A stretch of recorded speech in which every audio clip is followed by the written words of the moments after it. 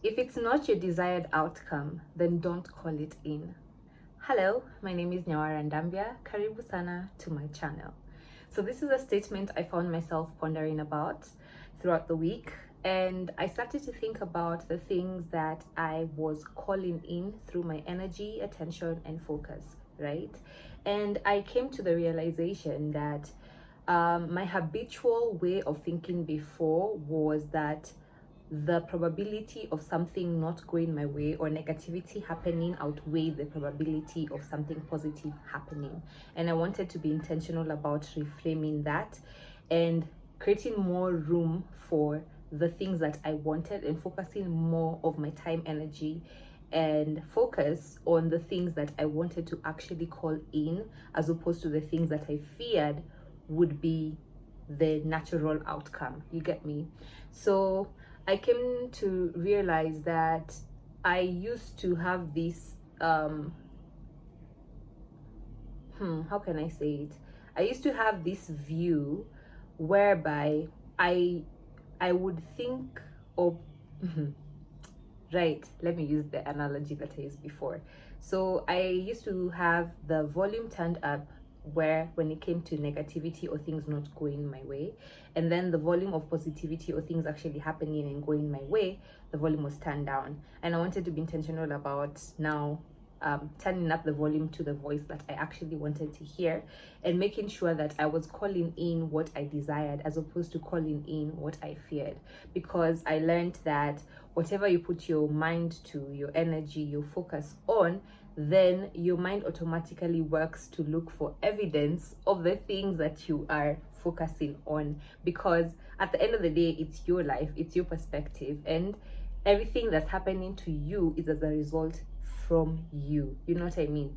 And I was like, okay, now that I'm aware that what I have been focusing on is not my desired outcome, I no longer want to move forward calling in the things that I really don't want, that are not my desired outcome. So how can I then make this shift?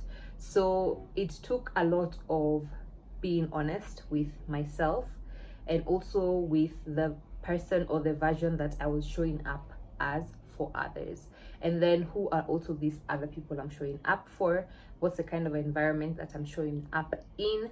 And then just being honest, like getting like a bird's eye view of everything that my time, energy, and focus and attention is spent on, so that I can be intentional about now redirecting it to the places that were more now aligned to me, given now I'm aware that this is not where I want to be, this is where I'm at, and it's not where I want to be, and this is where I want to be. So how can I sort of convince myself and rewire my subconscious to actually start looking for evidence of my desired result? Okay, so it took a lot of being honest and being truthful with myself, and also the different versions of me that had existed throughout my life, and also taking accountability where accountability needed to be taken, and then also forgiveness, forgiving myself, forgiving others, forgiving the situation, the circumstances, and looking for lessons as opposed to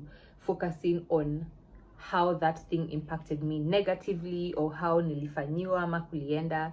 Just redirecting that to, okay, all these things have happened, I can't change them, so what can I take away from them, and how can I be wiser from everything that has happened till this point, and how can I approach everything that I want to now start happening moving forward? How can I approach that in a wiser, more impactful, intentional space? And then also looking for gratitude as opposed to looking for problems. So I started to look for things, more things to be grateful for, as opposed to and less of the things that weren't going my way, or things that I would want to go in a different way than they were. Okay, so I started looking for evidence of gratitude and evidence of the things that actually have gone my way, because then by focusing on those things, it's showing my mental space evidence that actually the right things do happen, you know, actually things do go my way. Actually, from this evidence we can we can be safe in focusing on the positivity, and we can also be trusting and safe in taking the lessons out of anything negative that actually comes, right? So that reframe, and then it also needed a lot of consistency and persistence,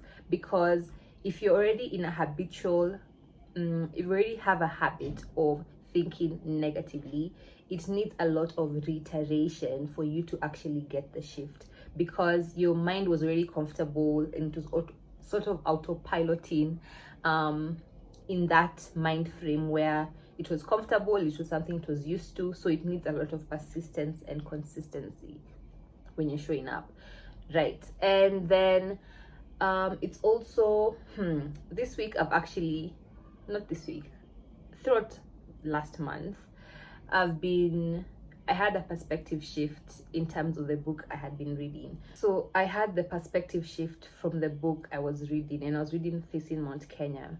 And before, I would approach this book from a space of betrayal, because it felt very heavy that all this information about my community, the history of my clan, my ancestors, all this information had been shared not for the community, but it was packaged in a way that was meant to be shared to the Western world, right?